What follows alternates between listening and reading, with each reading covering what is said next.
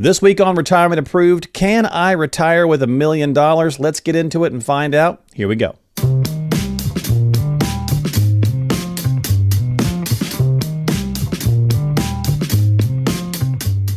Hey everybody, welcome into the podcast. Thanks for hanging out with Matt and Steve and myself as we talk investing, finance, retirement.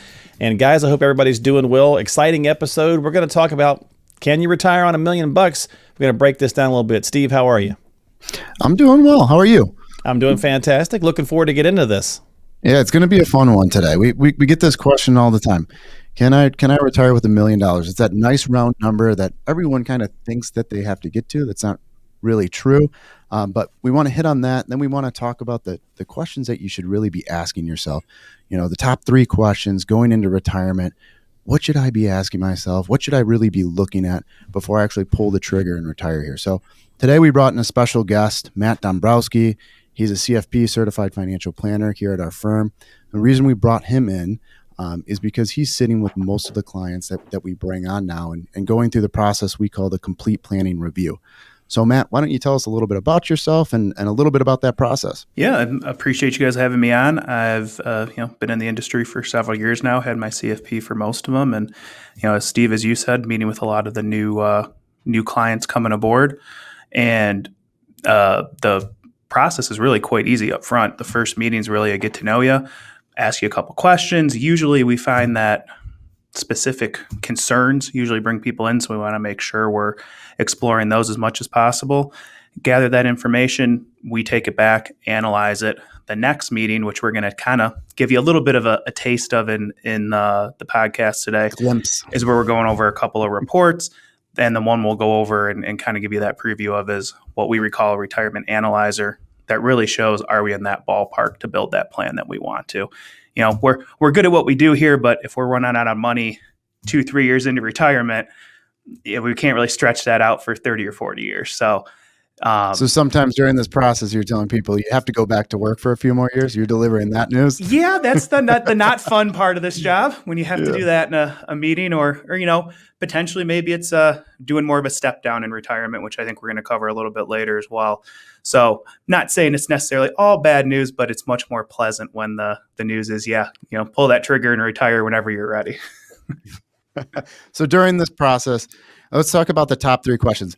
Number 1 question that you ask clients, what is the most important question? So really the most important question, or as we like to say, the linchpin in the plan, is really the expenses. And usually when I get to this part in the meeting and we start talking about budget is where you get some people starting to cringe, because I know a lot of people don't tend to be, budget trackers and follow that closely. But really, and I'm sure the two of you can echo it, is when we see plans fail, it's because we were off on the budget on the front end, that we were planning for X and it was not even close to that. It's not investments. It's not, a one-off expense. It's that lifestyle creep that we're way off on what we were starting with. So that budget is really, I would say, the most important variable in that plan, especially up front when we're starting the process. Yeah, we can't solve that retirement math problem without the budget number. So it's something I tell everyone, when you're 2-3 years out, just become an insane budget tracker at that point. You need to know what that number is, especially with your essential expenses. I'm 20 years out and I'm already tracking my budget and drive my wife crazy. But it's so important to know that number, because once we get there and we get into that second meeting where we start talking about the retirement analyzer, we start tearing off the expenses, because I find a lot of clients want to spend a little bit more upfront in those first 10 years. Absolutely. So that's what we like to call the go-go years. When you're in retirement, we're planning for a higher expense up front. When you're traveling, you're doing a lot more. Then you enter what we call the slow go years, maybe your 70s, where you're not going as much. You don't have the motivation to travel as much. And then you enter your no-go years. So that's going to be your 80s plus, where you're pretty much hunkered down at home. You're visiting with your grandchildren, your family. You're not looking to spend that lavish front end retirement and live out those goals in your 80s. Yeah, so that's in that second meeting where we start to get into really the philosophy. How can we start to tier it out? Do we want to look at only the first 10 years for travel? Are we taking it in 10-year chunks to see if the portfolio can continue to withstand it? That the analyzer we're going to kind of touch on and we go over is really starting to give us that framework to start to build the plan, which comes into in later meetings where we start to really, dot the I's and cross the T's and really build the plan with you to make sure it's something that is going to be, one, you're comfortable with, and two, a plan that's going to work for you. So that gives you an idea when it comes to expenses, what to expect in retirement. Start planning a couple years out. Think about those variable expenses and have an idea what those are going to be as well. Let's get into the second question. What's the second question you're asking clients? So another question that's important, once you kind of have the expenses dialed in and we know that variable, what we're really planning to spend, is where are those coming from? Are they coming from Social Security strictly? Do we have a pension? How are we really going to start to generate those income sources? And I think we're going to throw up an image here that kind of gives you a little bit of a breakdown of that. This is the retirement page of the Retirement Analyzer, and you can kind of see it breaks down age you're retiring, and then we can start factoring in, do we have a pension? So in this case, we have a pension coming in, Social Security starting up. Do we have any other outside cash flows like rental properties or something of that nature? And then it goes into, okay, we have our guaranteed expenses. How much is that versus our monthly expenses? And then we can look at what that shortfall is and start to solve where are we going to pull the income to really solve that part of the problem. So laying it out for those who might not be able to see this image at home, but we've got a client here with $1 million. Their expense goal is not obscene. You're looking at about 10 grand a month. But they also have Social Security that's kicking in. One of the spouses took it at 65, one's delaying to 67, and then there's a pension of $1,200. So really, they only need to generate looks like $57.29 a month for that first year, and then that drops down when the second Social Security check drops off, and then we also dropped off in a decade about $1,500 a month because we're tearing off that travel expense, that fun money. So really, it comes down to what is the safe withdrawal rate on your portfolio. So if you ask Dave Ramsey or listen to his podcast, he might tell you 8%, because if the market's doing 10%, you should be able to take 8 out and not have an issue. But I think Steve or Matt might want to take this and say, no, that might not be right. That's not right at all. We show 5% growth rate in a lot of these plans, and every client's different. So we might have a client that's okay taking a little bit more risk, and we always want to take a look at sequence of returns too. So we talked about this on a show a few weeks ago. We don't know what type of years we're going to get up front. And the number one goal is no longer growth in these plans. It's now income. We need to generate this red number. We need to make sure you have more than enough income coming in on a month-to-month, year-to-year basis. So we really talk clients through this in the next few meetings, like Matt talked about earlier in the show. It can take 2-3 meetings while we build out this plan and we talk about the risk that they're okay taking, the risk that they can take in retirement. Yep, I would agree. When you look at risk, it really comes down to emotional risk. How much can you withstand really seeing your portfolio drop before you start hitting the panic button? And then financial risk. Can you actually withstand? Everybody loves seeing 30, 40, 50% returns. That's great, but are you willing to lose more than half of it? A lot of people would say no. And Steve, to your point, and I agree, once you get into retirement, if you've done the things right leading up to it, you do not need to take that type of risk, at least on the whole portfolio.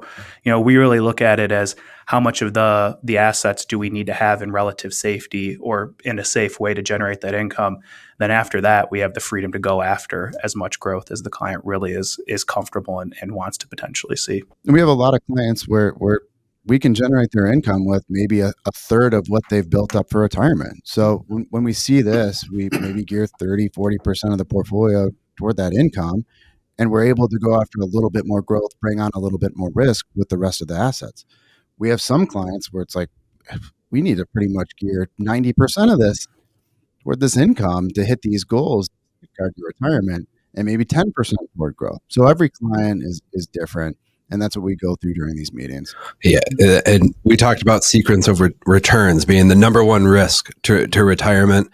I would say if that's 1A, 1B, we're going to call the budget surprise. And that's where a client says, hey, my budget's $8,000 a month. We do all the planning, and then maybe it's 10 or 12 grand a month. So what we'll do is we'll fast forward this image and we'll say, let's hypothetically say this client came in after we did this planning and said, you know what, my expenses are closer to $12,000 a month on the The front end. unwelcome surprise. Yeah. Yeah.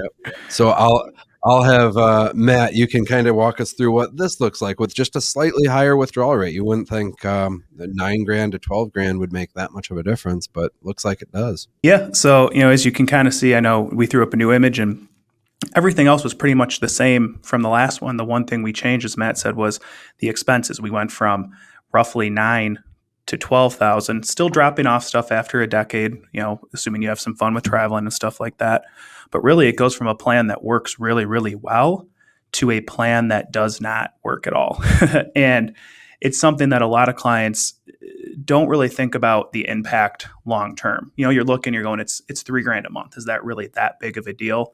Well, when you look at $3,000 a month, fast forward that over a decade or two with inflation, you're swinging those expenses, $500,000 to $1 million potentially, and you're potentially going from a plan that's very comfortable, a very good retirement, to a plan that we like to call a spend down or a die on time plan, which is a conversation we don't want to have with you. So having this happen doesn't necessarily, cause a red alert alarm or anything. It just means we got to start going, okay, we maybe can do this increased expenses for a few years, but at some point we got to start bringing stuff back closer to what we originally were talking about. Yeah, we're not talking, you retire, go into retirement, and then it's like, you know what, I want to do a few more vacations up front for the first few years. That's not what we're talking about here.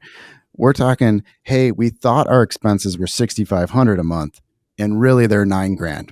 Whoops. Are we going to be okay? Yeah, exactly. The one-offs, hey, I need a new roof, hot water heater broke, we want to go on one nice family vacation, like that stuff that unless your plan is really a shoestring, it's not going to derail anything. It's the lifestyle creep or we were, double our budget off as far as our estimates that really blows up a plan in the end. Yeah. And then really the number one thing is the budget. Is do we have a too high of a withdrawal rate? Is it higher than 4%? Right there is a red flag. If you can live off your Social Security, your pension, and a minimal withdrawal rate from your portfolio, you're on a good track. How about some potential planning moves? In this case, if they're predominantly in their 401k or IRA assets, we would certainly be looking at Roth converting on a year-to-year basis, beginning to establish a tax-free bucket. Mm-hmm. Any other suggestions you might say for this client, what to do? I mean, it really depends when it comes down to it, what kind of risk they want to. I mean, I know they have a pension already, which is great to pair with the Social Security, but we have some clients that go, that red number, I don't want to have that red number. I do not want my portfolio or my income needs in retirement tied to market volatility. So maybe you look at putting a guaranteed vehicle in place, for a piece of it. It's not really a right or wrong, but it ultimately comes down to you want to be able to sleep at night too. I just think this is a great starting point. It's, a great piece of show. It's what we go over in the second meeting. And it gives them a really good idea because we're going to talk about essential expenses, variable expenses, healthcare expenses, long-term care expenses on the back end, things clients aren't thinking about. So it gives them a really good idea of where they're at. And once we kind of have that number, it's much easier to kind of walk them through what retirement's going to look like, how much risk we're comfortable with them taking, because really they're looking for our lead there. Mm-hmm. I mean, we have a lot of clients coming, I've been growing the money. I've had it in a target date fund, or I've had it in these 3 index funds. I've never even thought about how much income I can generate. Mm-hmm. So I think the complete planning process is, going through those 2 meetings gives clients a really good idea of where they're at and what they should be looking for over the next couple of years going into retirement. Yep, I would agree. I would say by the end of that second meeting, our goal is definitely that they have a good feeling leading to retirement that they can build a plan that's going to work. It's always funny hearing, well, we're going to become clients. How many more meetings until we put everything in place? It's like, well, probably another 3 or 4 while we go through everything with you. Oh, when does this end? Yeah, usually by the end of the process, clients are tired of seeing us for a while. Yeah. All right, so hopefully that helps a little bit looking at the numbers. Yeah, you wouldn't think that $3,000 would make a huge difference, but again, you can kind of see where it does. So that's why you need a complete planning review. It's why you need to sit down and talk with qualified professionals. Before you take any action, you always want to do that and run your numbers. So come on in and sit down and talk with the guys. Of course, you can do so simply by going to rwpaul.com. That's rwpaul.com to get started, or you can call them at 248-305-9911. If you got some questions, need some help, reach out to the qualified pros. Again, at rwpaul.com, and sit down and talk with Matt and Steve and the whole team and get started today. Guys, thanks for hanging out with me. I appreciate it. Our internet connection's been a little weird, but we got it all worked out. So hopefully that helps people out this week. And if you got some questions, don't forget you can also subscribe to the podcast, right? So you can catch future episodes as well at Retirement Approved. So thanks for hanging out, guys.